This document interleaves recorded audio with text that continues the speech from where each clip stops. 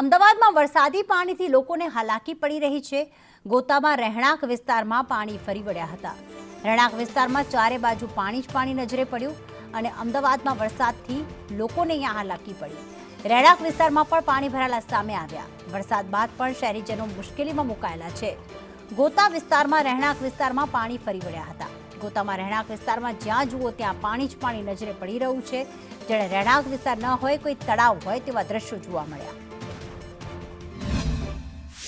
અમદાવાદ શહેરના ગોતા વિસ્તારમાં ઠેર ઠેર પાણી વરસાદી ભરાઈ ગયા છે। ગઈકાલે મોડી રાત્રે પડેલા વરસાદને લઈને ઠેર ઠેર વરસાદી પાણીનો નિકાલ નથી થતો અને તેના કારણે લોકોએ હાલાકીનો સામનો છે તે પારાવાર કરવાનો વારો આવ્યો છે।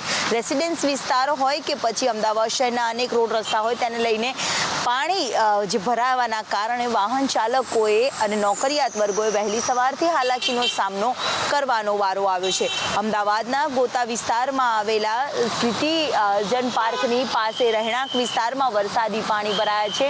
ઠેર ઠેર ઘૂંટણસમા પાણીના કારણે લોકો હાલાકીનો સામનો કરતા નજરે છે તે પડી રહ્યા છે।